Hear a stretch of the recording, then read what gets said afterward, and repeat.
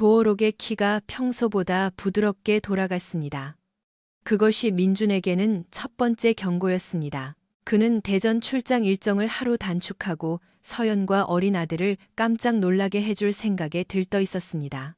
하지만 집에 들어서자마 카이 기묘한 위질감이 느껴졌습니다. 공기 중에 낯선 향수 냄새가 감돌아 집안이 평소보다 더 따뜻하게 느껴졌습니다. 비싸고 남성적인 향, 분명 민준의 애프터쉐이브는 아니었습니다. 어두컴컴한 주차장에서 서연이 자신의 SUV 운전석에 앉아 있는 것을 발견했습니다.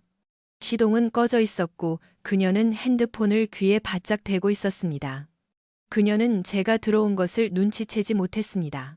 처음에는 몇 마디 단어만 들렸지만 그녀의 목소리에 담긴 긴장감을 느끼기엔 충분했습니다. 그 사람 정말 따분해. 그녀가 말했습니다. 맞아, 정말 그래. 나보다 한참 떨어지는 사람하고 결혼한 거야. 그저 평범한 남자고 모든 게 다 보통 수준이야. 제 다리는 굳어버렸고 가슴이 조여왔습니다. 저는 양손에 커다란 쓰레기 봉투 2개 엘리올 들고 있었고 순간 한 걸음도 움직일 수 없었습니다. 그때 핸드폰 스피커폰을 통해 다른 목소리가 들려왔습니다. 그녀의 언니인 혜경인 것 같았습니다. 스피커 너머로 짧은 웃음소리가 들렸습니다. 대출금 다 갚고 나면 언제든지 업그레이드 할 수 있잖아. 혜경이 낄낄거리며 말했고 저는 속이 메스꺼워졌습니다. 서연이 천천히 한숨을 내쉬었습니다. 알아. 제임스. 아니 민수를 선택했어야 했어. 그 오빠는 나보다 훨씬 성공했잖아. 민준 씨는 여전히 제자리에 머물러 있고 월급도 그대로고 매일 아무 의미 없는 일만 반복해. 저는 쓰레기통 뒤에 얼어붙은 채 서 있었습니다. 첫 번째 반응은 당장 달려가 왜 그런 말을 하느냐고 따지는 것이었습니다. 하지만 제 안에 무언가가 아마도 극심한 충격이었겠지만 저를 죽은 듯이 멈춰 세웠습니다. 그녀가 우리 관계를 회복하고 싶다는 말을 단 한 번도 꺼내지 않았다는 사실을 깨달았습니다. 그녀는 마치 모든 것이 이미 결정된 것처럼 제가 20대 시절의 부끄러운 잔재일 뿐이며 의무감 때문에 함께 사는 것처럼 말했습니다. 그 사람, 잠자리도 그냥 평범해. 무슨 말인지 알지? 그녀가 덧붙였습니다. 혜경의 웃음소리가 다시 들렸습니다. 내가 말했잖아, 동생아. 그 사람한테서 경제적으로 취할 건 다 취한 다음에 언제든 갈아타면 돼. 그 순간 저는 사랑이 얼마나 빨리 다른 감정으로 변할 수 있는지 깨달았습니다. 분노와 수치심이 뒤섞인 기묘한 감정이었습니다. 뺨이 화끈거렸고 허파는 숨쉬는 법조차 잊은 것 같았습니다. 제 자신의 인생의 침입자가 된 기분이었습니다. 결국 저는 그녀에게 들키기 전에 살금살금 자리를 피했습니다. 심장이 너무 세게 뛰어서 그녀가 들을지도 모른다고 생각했습니다. 쓰레기 봉투를 꽉 쥐고 유령처럼 주차장을 빠져나왔습니다. 아무 말도 하지 않았습니다. 충격에도 불구하고 그날 저녁 식사 시간 동안 저는 이상하리만큼 침착했습니다. 서연은 닭고기와 채소가 담긴 접시를 제 쪽으로 밀어내며 자연스러운 미소로 제 하루가 어땠는지 물었습니다. 저는 평소랑 똑같았어 라고 대답했습니다. 그녀는 제가 모든 것을 들었다는 사실을 꿈에도 몰랐습니다. 머릿속에서는 그녀가 했던 말들이 계속 맴돌았습니다. 평범한 남자와 결혼했어. 모든 게 보통이야. 그 말들이 제 살골을 파고들었지만 저는 평정심을 유지했습니다. 그녀가 자신의 진심을 숨기고 싶다면 그렇게 하라고 하십시오. 저 역시 제 감정을 숨기는 법을 배울 것입니다. 그 후 몇 주 동안 저는 그녀의 습관을 더 주의 깊게 관찰했습니다. 요즘 들어 그녀는 야근이 잦아졌습니다. 제가 방에 들어갈 때마다 그녀는 핸드폰을 만지고 있었습니다. 낯선 이름으로 메시지 알림이 뜨는 것을 보았습니다. 그녀는 재빨리 답장을 보내고 즉시 지웠습니다. 모든 흔적을 깨끗이 없앴습니다. 직감적으로 그녀가 누군가를 만나고 있다는 것을 알 수 있었지만 당장 믿고 싶지는 않았습니다. 답을 찾아내기로 결심한 저는 그녀가 샤워하는 사이에 핸드폰을 확인했습니다. 비밀번호는 예상대로 쉬웠습니다. 그녀가 어린 시절 살던 집 번호였습니다. 역시 민수였습니다. 그들의 메시지에는 비극적인 필연성이 담겨 있었습니다. 모든 게 달라졌더라면 좋았을 텐데라거나 우리가 대화하던 날들이 그리워라는 메시지들이 가득했고 항상 무언가 의심스러운 여운을 남기며 끝났습니다. 비밀스러운 만남.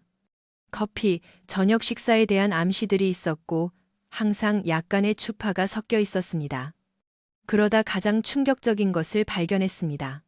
그녀의 이름으로 된 별도의 은행 계좌에 약이 500만 원 정도가 들어 있었습니다. 이 돈은 제가 모르는 사이에 지난 1년 동안 축적된 것이었습니다. 저는 모든 것을 사진으로 찍어 두었습니다. 서연이 제가 핸드폰을 들고 있는 것을 본다면 통제할 수 없는 큰 싸움이 벌어질 수도 있었습니다. 그래서 저는 핸드폰을 제자리에 돌려놓았습니다. 그 순간부터 모든 것이 변했음을 느꼈습니다. 충격은 점차 사라지고 대신 새로운 인식이 자리 잡았습니다. 저는 그녀와 맞서지 않았습니다. 협박하지도 않았습니다. 대신 서류를 수집하고 법정에 갈 경우 중요할 수 있는 모든 것을 복사했습니다. 영수증, 대출 상세 내역, 카드 명세서. 저는 구글 드라이브에 출구 전략이라는 제목의 작은 폴더를 만들었습니다. 하지만 분노를 억눌렀다고 말한다면 거짓말일 것입니다. 밤늦게까지 잠 못 이루며 그녀가 피곤하다고 할 때마다 다리를 마사지해 주던 밤들을 떠올렸습니다. 우리의 공동의 꿈을 위해 제 개인적인 욕망을 희생했던 수많은 순간을 기억했습니다. 저는 그녀를 한 번도 제대로 이해하지 못했다는 것을 깨달았습니다. 그녀는 단순히 실수한 것이 아니었습니다.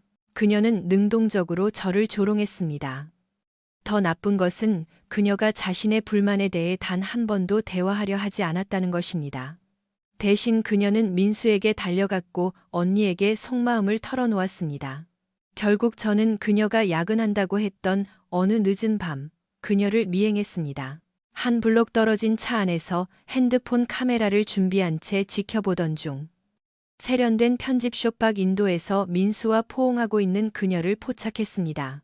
그는 그녀의 뺨에 키스하고 그녀를 안으로 안내했습니다. 몇 장의 사진을 찍었습니다. 내면에서는 심장이 갈갈이 찢어지고 있었지만 겉으로는 마비된 듯 무감각했습니다. 그녀가 집에 왔을 때 그녀는 평소와 다름없는 가짜 미소를 지으며 저녁 식사 너무 지루했어라는 이야기를 늘어놓았습니다. 하지만 저는 침묵을 지켰습니다. 한 달 후 저는 폭발했습니다. 하지만 여러분이 상상하는 방식은 아니었습니다. 소리를 지르거나 울지 않았습니다. 대신 옷장을 비워 3개의 여행 가방에 짐을 쌌고 주방 카운터에 결혼 반지를 내려놓았습니다. 그 옆에는 짧은 쪽지를 남겼습니다. 나를 찾지 마. 저는 오랜 친구 형석의 집으로 향했습니다. 그는 남는 방이 있었고 결혼 생활이 얼마나 복잡해질 수 있는지 잘 아는 친구였습니다. 저는 그에게 모든 것을 털어놓았습니다.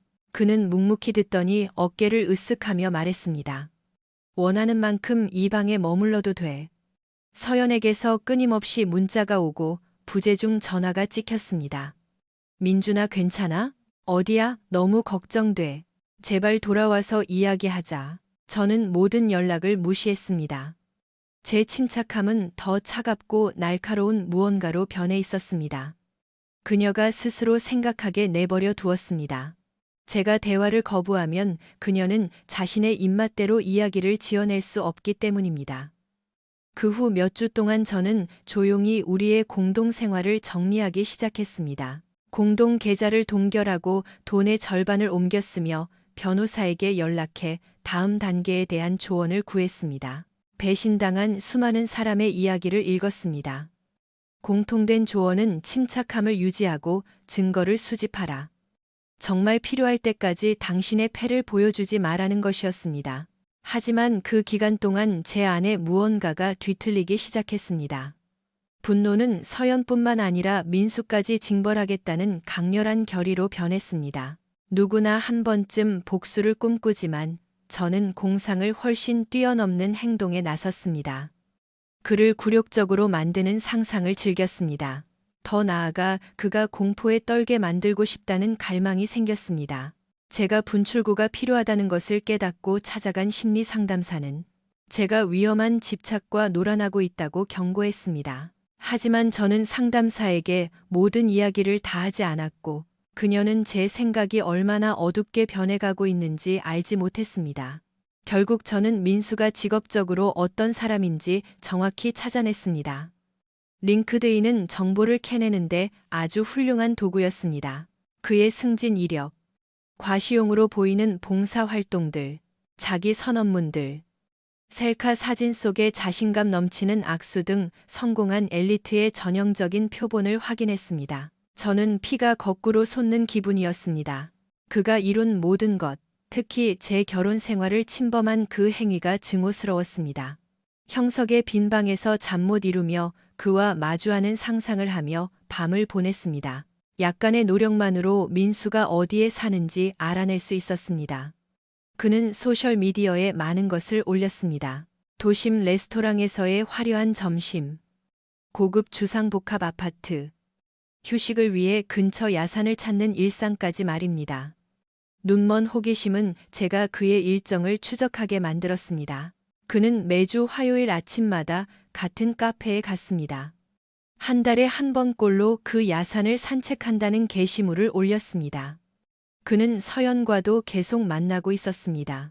그 모든 사실이 제 원한을 증폭시켰습니다. 내 아내의 배신은 가슴 아픈 일이었습니다. 하지만 묘하게도 민수에게 집중할수록 파괴해야 할 대상은 바로 그라는 확신이 들었습니다. 그들이 평범하다고 치부했던 남편이 이제 행동을 시작하려 합니다. 모든 것은 아주 미묘하게 시작되었습니다. 서연에게 제가 그녀가 생각하는 것처럼 나약한 인간이 아니라는 것을 보여주기로 했습니다. 제가 떠난 지 딱 3개월이 되던 어느 저녁, 그녀가 문자를 보내오기 시작했습니다. 우리 얘기 좀 해, 제발. 미안해. 만나자. 무시할까 생각했지만 마음을 바꿨습니다. 그녀는 민수에게 접근할 수 있는 유용한 다리가 될 수 있었습니다. 우리는 고속도로 근처의 작은 식당에서 만났습니다. 그녀는 패쑥한 얼굴에 눈이 퉁퉁 부어 있었습니다. 화장기 없는 얼굴이었습니다. 민준아, 그녀가 속삭였습니다. 세상에, 당신 정말 변했네. 사실 저는 변했습니다. 집을 나온 뒤 스트레스를 풀기 위해 쉴 틈 없이 운동했고, 그 덕분에 어깨는 더 넓어지고 인상은 더 날카로워졌습니다. 그녀는 한때 제게 정말 끌렸던 적이 있었다는 것을 기억해낸 듯 저를 뚫어지게 쳐다보았습니다. 원하는 게 뭐야? 저는 그녀의 말을 기다렸습니다. 사과하고 싶어. 그녀가 시작했습니다. 당신이 그렇게 떠나길 바란 건 아니었어. 내가 나 자신을 잃어버렸던 것 같아. 정말 불행했어. 막막한 기분이었고. 민수 오빠랑 대화한 건 정말 멍청한 짓이었어. 그녀는 말을 이어가려 했지만 제가 말을 끊었습니다. 우리가 다시 시작하자는 이야기를 하러 온 게 아니야. 그건 불가능해. 그녀의 표정이 무너졌습니다. 알아. 나도 그냥. 그녀는 마른 침을 삼키며 눈을 깜빡였습니다. 내가 저지른 일들에 대해 변명하려는 건 아니야. 하지만 민준아, 우리가 함께한 8년의 세월을 생각해서라도 제발 경제적인 문제에 대해 이야기 좀 할 수 있을까? 은행에서 집을 압류하겠다고 협박하고 있어. 나 혼자서는 감당이 안 돼. 그녀는 떨고 있었지만 제 머릿속에는 그녀가 제 등 뒤에서 저를 평범한 남자라고 불렀던 기억뿐이었습니다. 예전에 가졌던 모든 동정심은 차가운 혐오감에 잠겨버렸습니다.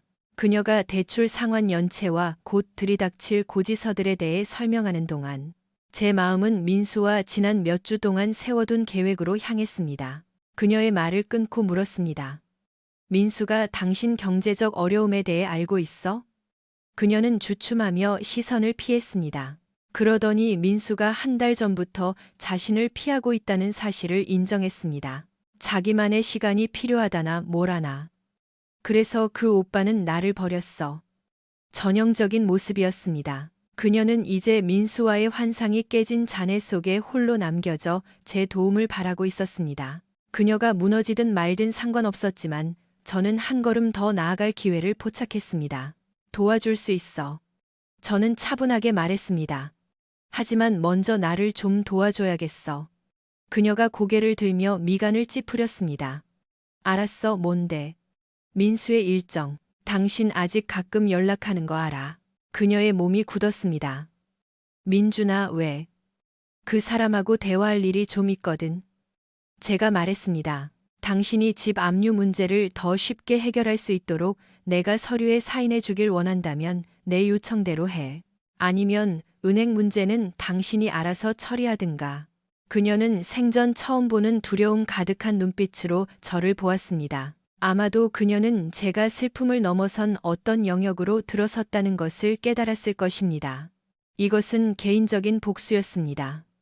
알았어. 그녀가 낮게 대답했습니다.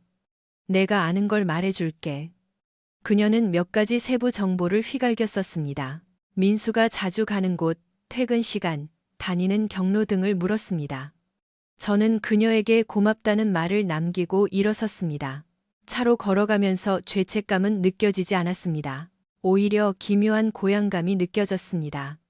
민수를 추적하는 건 어렵지 않았습니다. 어느 목요일 저녁 8시경, 그는 서연이 말해준 사무실 건물에서 여유롭게 걸어 나왔습니다.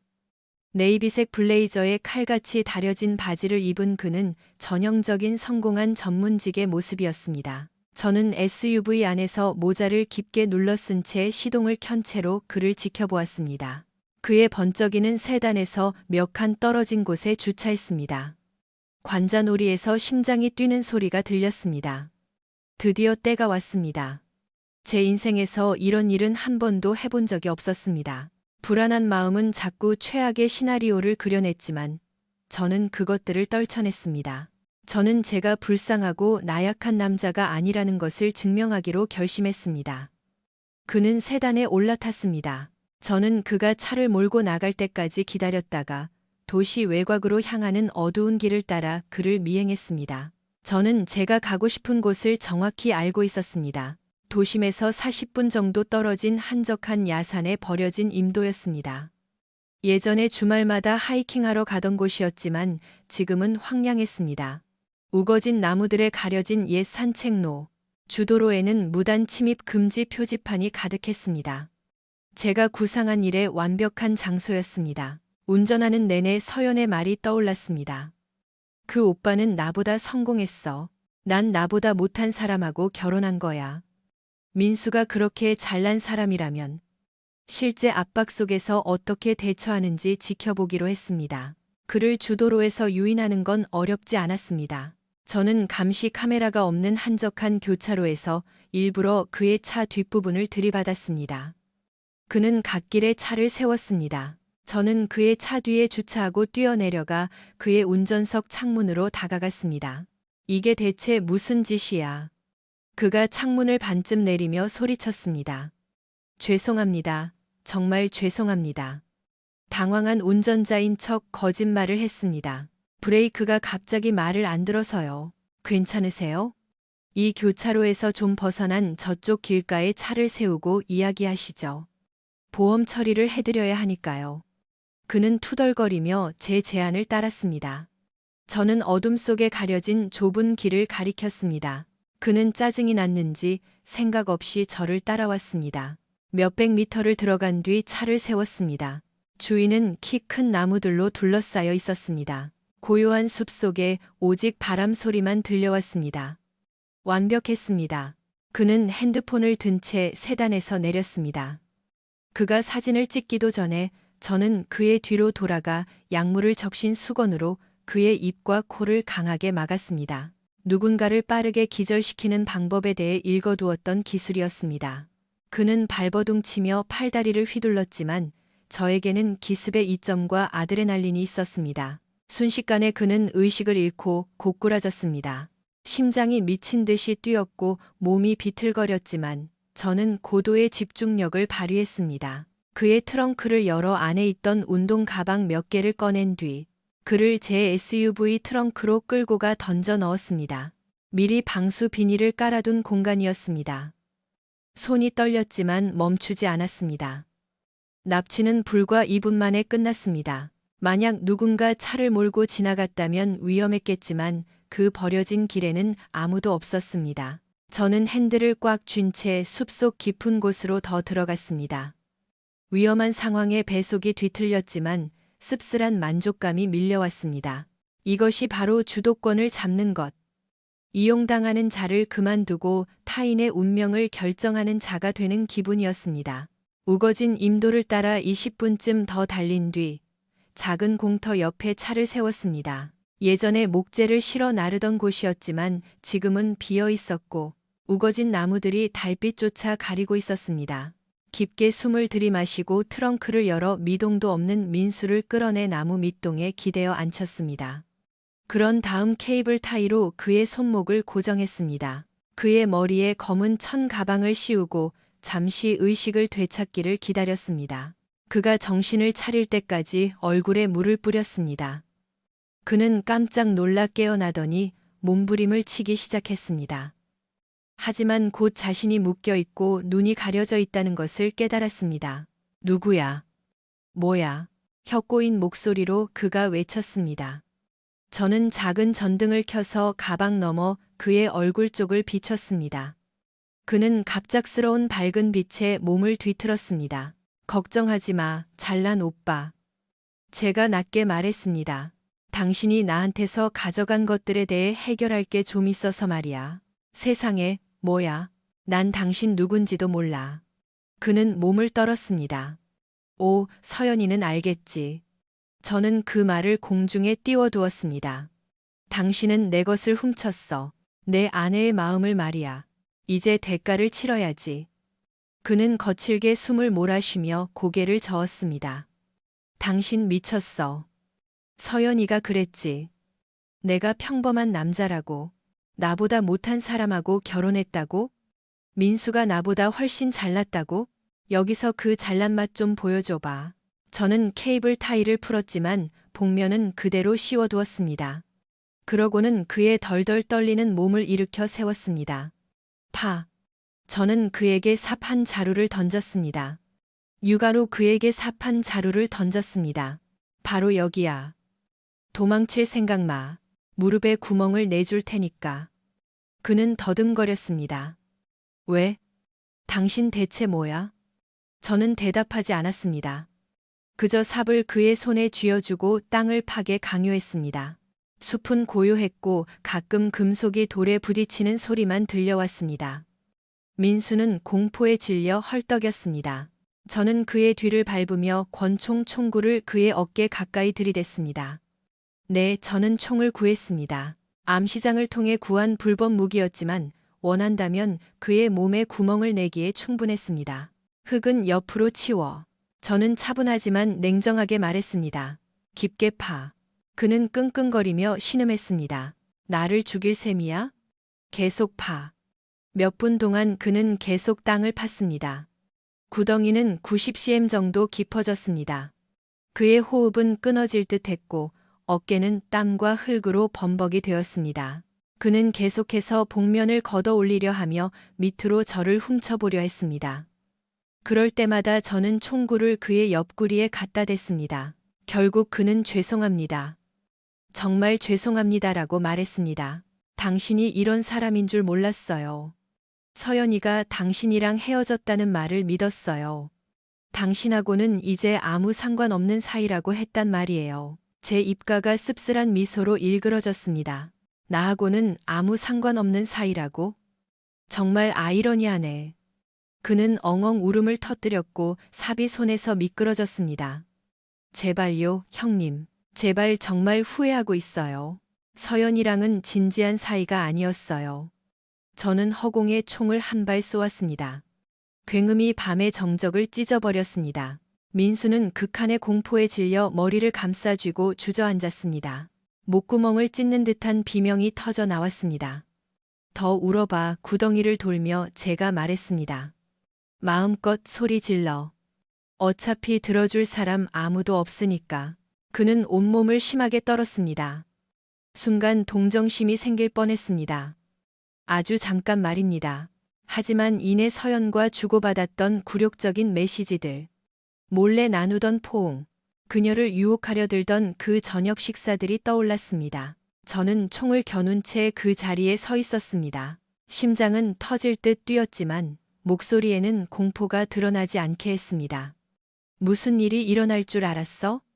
제가 으르렁거렸습니다.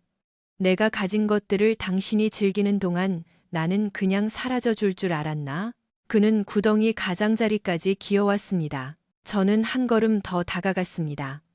숨결 하나하나에 힘이 실리는 기분이었습니다. 손가락이 방아쇠를 스쳤고 아주 짧은 순간 제가 정말 선을 넘은 것인지 자문했습니다. 그러다 저는 스스로 뒤로 물러났습니다. 일부러 빗나가게 나무 밑동에 총을 한 발 더 쐈습니다. 넌 총알 한 발의 가치도 없는 놈이야. 제가 내뱉었습니다. 이건 내가 문제를 해결하는 방식이 아니거든. 그는 바닥에 쓰러져 오열했습니다. 저는 그의 복면을 벗겨 마침내 저를 보게 했습니다. 제 얼굴은 떨리는 전등 불빛 아래서 분명 흉측해 보였을 것입니다. 민준 씨, 그가 나직이 내뱉었습니다. 세상에, 제발. 잘못했어요. 이러지 마세요. 저는 그가 울고 횡설수설 사과하게 내버려 두었습니다. 그러고는 나직이 말했습니다. 이제 알겠지. 당신은 다시는 그녀를 만나지 못할 거야. 경찰한테 내 얘기 한마디라도 꺼내면 난 다 부인할 거야. 난 당신 커리어를 박살낼 충분한 수단을 가지고 있어. 정신적 고통, 위자료. 내가 할 수 있는 모든 걸 동원해 당신을 맞고소할 거야. 모험해 볼래? 그는 절망적으로 고개를 저었습니다. 그럼 입 닥치고 살아. 제가 단호하게 말했습니다. 남의 아내를 건드린 대가가 어떤 건지 교훈이 되었길 바라지. 저는 그를 캐미르켜 세워 자신이 판 얕은 무덤을 보게 했습니다. 오늘 밤 죽을 뻔한 기분이 어때? 속삭인 뒤 그의 복부를 세게 가격했습니다. 그는 몸을 굽히며 구토했습니다. 저는 뒤돌아 SUV에 올라타 차를 몰고 떠났습니다. 그를 어둠 속에 흙더미와 공포의 악취 속에 홀로 남겨둔 채 말입니다. 돌아오는 내내 혈관을 타고 전율이 흘렀습니다. 머리는 깨질 듯 아팠고 가슴이 조여왔습니다. 제 안의 한 부분은 제가 정말 이 일을 해냈다는 것을 믿을 수 없어 했습니다. 다른 한 부분은 내가 평범하다고? 선을 모르는 사람을 상대할 때 어떻게 되는지 지켜봐라 라며 환호했습니다. 형석의 집으로 돌아와 차고에 차를 대고 이마에 맺힌 땀을 닦으며 안으로 들어갔습니다. 형석은 저녁 내내 외출 중이었기에 곤란한 신문을 피할 수 있었습니다. 욕실 문을 잠그고 거울 속 제 모습을 뚫어지게 쳐다보았습니다. 거울 속의 남자는 낯선 사람이었습니다. 눈은 충혈되어 있었고 표정은 경직되어 있었습니다. 수도꼭지를 틀어 찬물로 세수하며 호흡을 가다듬으려 애썼습니다. 스스로를 돌아보지 않을 수 없었습니다. 저는 정말로 총으로 사람을 협박했습니다. 그에게 스스로 무덤을 파게 강요했습니다. 제 안의 한 부분은 제가 다시는 돌아올 수 없는 선을 넘은 것이 아닌가 자문했지만 이내 지난 몇 달 동안 느꼈던 처절한 굴욕감을 떠올렸습니다. 이 새로운 권력의 맛은 공포보다 강했습니다. 이틀 뒤 서연에게서 사색이 된 목소리로 전화가 왔습니다. 저는 무심하게 전화를 받았습니다. 민준아. 그녀가 속삭였습니다. 민수 오빠랑 통화했어. 오빠가 지금 제정신이 아니야. 대체 무슨 짓을 한 거야? 그녀의 목소리에 담긴 불안감을 느끼며 저는 어깨를 으쓱했습니다. 왜? 내가 해야 할 일을 했을 뿐이야. 저는 그가 당신 근처에 다시는 얼씬거리지 못하게 확실히 해두었을 뿐이라고 답했습니다. 그녀는 깊은 한숨을 내쉬었습니다. 민준아, 당신 정말 미친 것 같아. 당신이 감히. 누가 미쳤다는 거야? 제가 말을 잘랐습니다. 두 사람이 나를 짓밟고도 아무 대가도 치르지 않을 거라고 생각한 게 미친 거지. 당신이 나를 쓰레기처럼 내팽개친 걸 잊었어? 나를 평범하다고 조롱했지? 나한테 모든 비용을 떠넘기고 민수한테 갈아타려 했잖아. 그녀는 도덕적 논리가 아니라 오직 불안함 때문에 항변하려 했습니다. 당신이 그렇게 사라졌다가 이런 모습으로 나타날 줄은 몰랐어. 내가 미안해. 화가 치밀었지만 일이 이렇게까지 되길 원한 건 아니었습니다. 당신이 시작한 일이야. 제가 차갑게 말했습니다. 이제 결과를 감당해. 그녀는 수치심에 고개를 숙였습니다. 전화기 너머 긴 침묵을 통해 그렇게 짐작할 수 있었습니다. 결국 그녀는 제발 더 이상 아무 일도 하지 말라고 말했습니다. 그리고 은행 문제 좀 도와줘라고 덧붙였습니다. 그녀는 집이 파산 직전이며 대출금 상환이 연체되었다고 설명했습니다. 그녀가 모아두었던 돈은 민수와 함께 꿈꿨던 환상을 돋느라 다 써버리고 없었습니다. 우리가 아무것도 안 하면 집을 압류당할 거야. 그럼 우리 둘 다 신용불량자가 된다고. 저는 콧방귀를 꼈습니다. 이제야 내 도움이 필요해? 그녀는 침을 삼켰습니다. 이게 우리가 뭔가를 구할 수 있는 유일한 방법이야. 은행이 집을 압류하면 우린 다 잃어. 이득과 손해를 따져보았습니다. 그녀를 파산하게 내버려 두는 게 달콤한 복수일 수도 있겠지만 제 재정 상태도 망가질 일이었습니다. 저는 제가 상상했던 것처럼 무적의 반항아는 아니었습니다. 저에게도 신용 점수가 있고 생각해야 할 미래가 있었습니다. 전략적으로 대처하는 게 나았습니다. 알았어, 제가 말했습니다. 하지만 몇 가지 조건이 있어. 주도권은 제가 잡았습니다. 그녀는 저항하기엔 너무 지친 듯 마지못해 동의했습니다. 그녀를 제 손바닥 위에 올려놓았다는 것을 깨달은 저는 은행과 부동산 중개인을 만날 일정을 잡았습니다. 제 계획은 자산을 시세보다 낮게 매각하고 남은 부채를 절반으로 나누는 것이었습니다. 하지만 서류를 조작해 서연이 대부분을 부담하게 만들었습니다. 저는 압박을 늦추지 않았습니다. 그러는 동안 저는 새로운 사람들을 만나는데 시간을 썼습니다. 지역 네트워킹 모임에 가입했고 금요일 밤마다 바에서 사람들을 만났습니다. 그곳에서 유진이라는 여성을 만났습니다. 형석의 직장 동료 친구였습니다. 예쁘고 영리하며 개성 있는 사람이었습니다. 맥주와 감자튀김을 먹으며 우리는 서로에게 끌렸습니다. 그녀가 물었습니다. 그래서 당신 이야기는 뭐야? 편집된 버전의 이야기를 들려줄 수도 있었지만 저도 모르게 몇 가지 진실을 흘리고 말았습니다. 이혼 중이에요. 아내가 바람을 피웠고 제가 집을 나왔죠. 유진의 눈썹이 동정심으로 치켜 올라갔습니다. 정말 큰일이네요. 괜찮아요? 저는 어깨를 으쓱했습니다. 진심 어린 관심이 낯설었습니다. 어찌어찌 버티고 있어요. 그녀와 저는 메시지를 주고받기 시작했고 함께 저녁을 먹으러 다녔습니다. 한 달 뒤 그녀는 제 새 오피스텔에서 자고 가기 시작했습니다. 저는 그것을 사랑이라고 생각하지 않았습니다. 아직은 때가 아니었습니다. 하지만 누군가의 존재가 새로운 시작을 알려준다는 사실이 위안이 되었습니다. 저는 그녀에게 세부 사항을 말하지 않았습니다. 민수를 야산으로 끌고 가 무덤을 파괴했던 그 밤의 일도요. 그녀는 제 과묵함을 슬픔 때문이라고 오해했습니다. 제 안에서 더 어두운 무언가가 소용돌이치고 있다는 것을, 힘은 무력으로 쟁취할 수 있다는 그 느낌을 그녀가 알 리 없었습니다. 이 기간 동안 서연과의 통화는 오직 거래뿐이었습니다. 우리는 집을 시세보다 싸게 파는 것에 대해 협상했습니다. 그녀는 점점 말이 없어지고 침울해졌습니다. 통화할 때마다 그녀의 내면의 도살인 공포를 느낄 수 있었습니다. 결정적인 사건은 구매자 측 은행에서 마지막 점검을 요구했을 때 일어났습니다. 서연은 울면서 전화를 걸어 지붕에 문제가 생겼다고, 긴급 수리를 하지 않으면 거래가 깨질 수 있다고 했습니다. 제가 차 열쇠를 집어들자 유진이 걱정스러운 표정으로 저를 바라보았습니다. 무슨 일 있어? 그녀가 물었습니다. 응, 제가 대답했습니다. 부동산 관련해서 남은 골칫거리 좀 해결하러 가야 해. 나도 같이 갈까? 그녀가 제안했습니다. 부동산 쪽이라면 내가 도와줄 수 있을지도 몰라. 집 고치는 프로를 많이 봤거든. 저는 억지 미소를 지었습니다. 혼자 처리하는 게 나아. 그래도 고마워. 저는 옛날 집으로 향했습니다. 예전에 우리 집. 마당에는 잡초가 무성했습니다. 현관등은 꺼져 있었습니다. 안으로 들어가자 거실에는 짐 상자들이 널브러져 있었습니다.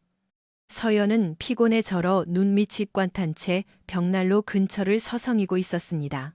탁자 위에는 각종 고지서와 서류들이 스트레스 가득한 뭉치로 쌓여 있었습니다. 왔어.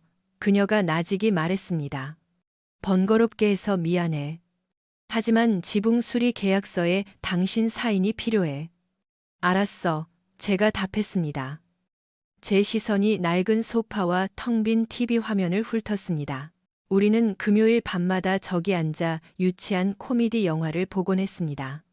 기억의 유령이 저를 찌푸리게 했습니다. 서류에 사인하는 동안 서연이 입을 열었습니다. 그 오빠가 당신이 한 짓 다 말해줬어. 저는 고개를 들었습니다. 누구? 그녀가 저를 쏘아보았습니다. 누구겠어? 민수 오빠지. 저는 이를 갈았습니다. 그럼 내가 입 닥치고 살 기회를 줬다는 것도 말해주던가? 그녀는 추위를 피하듯 자신의 몸을 팔로 감싸 안았습니다. 민준아, 나 정말 무서워. 당신은 내가 기억하던 그 남자가 아니야. 당신도 마찬가지야. 제가 응수했습니다. 우리는 서로의 가장 나쁜 면만 끌어내는 사이였나 보네. 그녀는 주방 의자에 주저앉았습니다. 눈물이 고였습니다. 나를 증오해도 좋아. 내가 나쁜 말을 했지만 당신은 너무 멀리 갔어. 저는 펜을 내려놓았습니다. 그건 내가 결정할 일이야. 우리는 더 이상 대화하지 않았습니다. 저는 지붕 수리에 필요한 모든 서류에 사인했습니다. 그녀는 제 인류애에 호소하려는 듯 저를 뚫어지게 쳐다보았지만 저에게는 동정심 따위 남아있지 않았습니다. 아무런 설명 없이 자리를 떴습니다. 그달 말, 집 매각이 완료되었습니다. 비용 분담 방식 때문에 그녀는 저보다 훨씬 큰 경제적 타격을 입었습니다. 후회는 없었습니다. 유진과 저는 사귄 지 4개월 만에 동거하기로 했습니다. 조금 이른 감이 있었지만 저는 제 환경을 통제하는 것이 좋았습니다. 우리는 도시 반대편에 있는 현대적인 펜트하우스를 선택했습니다. 바닥부터 천장까지 이어진 통유리창, 광택나는 콘크리트 바닥, 미니멀한 인테리어가 돋보이는 곳이었습니다. 제가 뒤에 남겨두고 온 교회의 공포와는 극명한 대조를 이루는 곳이었습니다. 형석은 제가 성공한 사람이 되었다고 농담했습니다. 서연은 비참한 추락을 거듭하며 낮은 수준의 직업을 전전하고 월세를 겨우 내는 작은 아파트에서 빚쟁이들의 전화를 받으며 살게 되었습니다. 저는 이 모든 소식을 공통된 친구들이나 가끔 오는 그녀의 문자 거의 답장하지 않지만 를 통해 알게 되었습니다. 제 복수가 완성되었다고 생각했습니다. 그러던 어느 날 밤 자정이 가까울 무렵 현관문을 거칠게 두드리는 소리가 들렸습니다. 유진과 저는 깜짝 놀라 잠에서 깼습니다.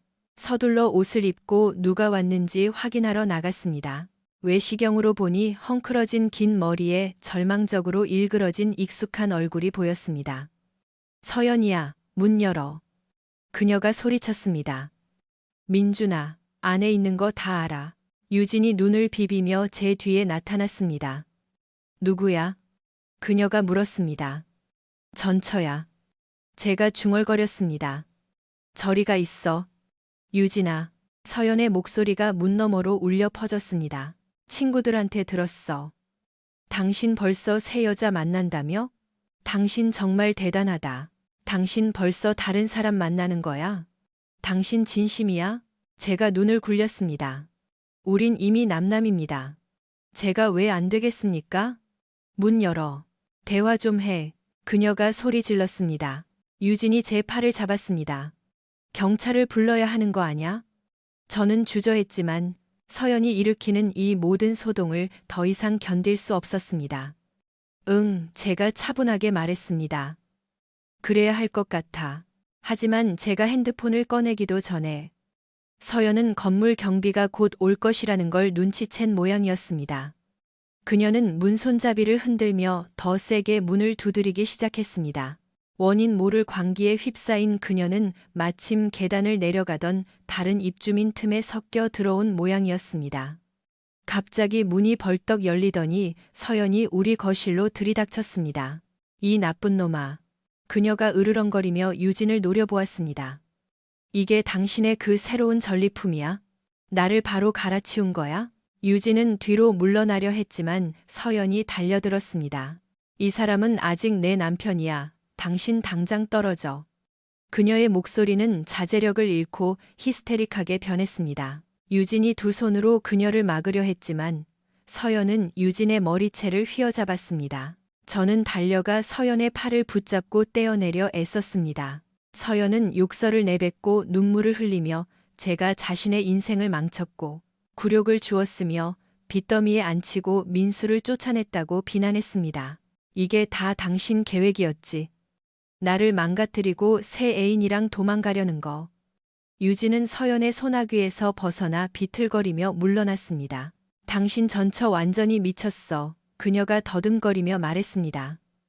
아니, 당신은 아직 아무것도 몰라. 서연이 저를 가리키며 소리쳤습니다. 이 사람은 민수 오빠를 총으로 협박해서 스스로 무덤을 파게 만든 사람이야.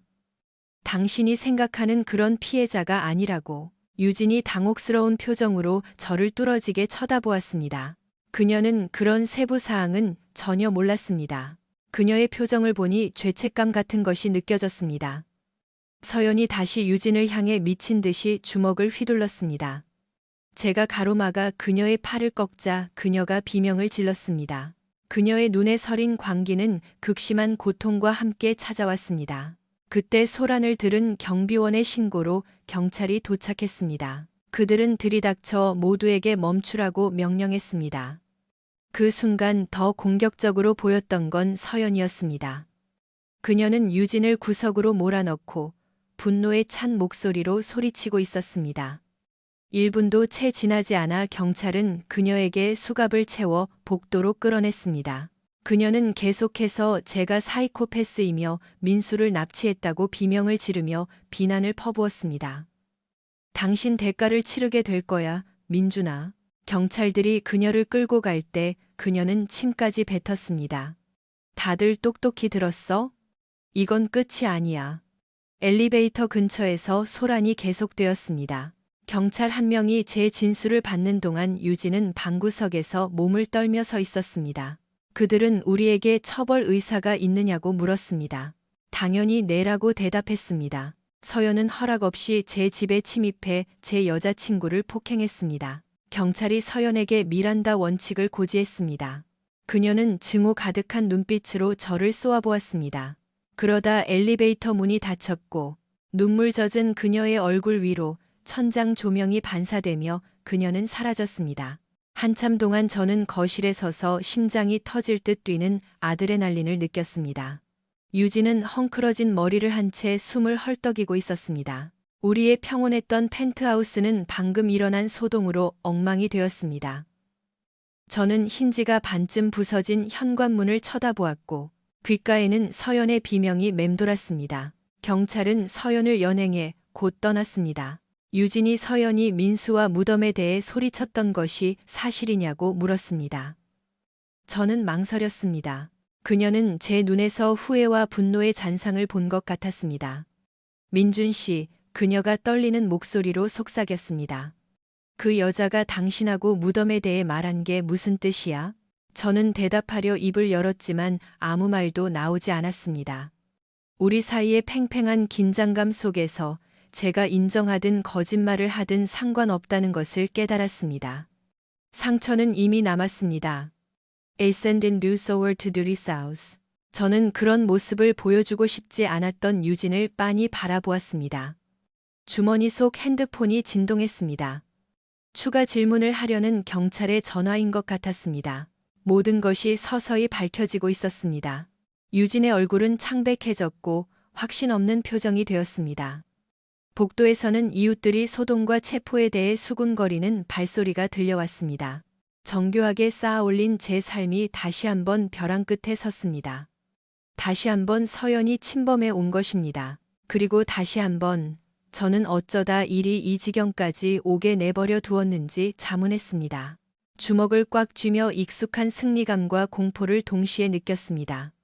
머릿속에는 오직 한 가지 생각만 맴돌았습니다.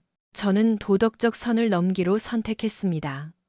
이제 저는 그 대가를 치르고 있으며 이 일은 아직 끝나지 않았습니다. 서연이 체포된 후 며칠 동안 모든 당사자가 조사를 받아야 했습니다. 서연은 폭행 및 무단 침입 혐의로 기소되었습니다. 민수는 서연의 증언에 설득되어 경찰에 접근하려 했지만 저를 기소할 구체적인 증거가 부족했습니다. 하지만 경찰은 협박 및 납치 혐의에 대해 저를 신문했습니다. 저는 공식적인 고소장이나 증거가 없었기에 부인했습니다. 그럼에도 소문은 퍼져나갔습니다. 변호사는 민수가 서연과 협조할 경우 정신적 고통이나 신뢰 훼손에 대한 민사 소송이 발생할 수 있다고 경고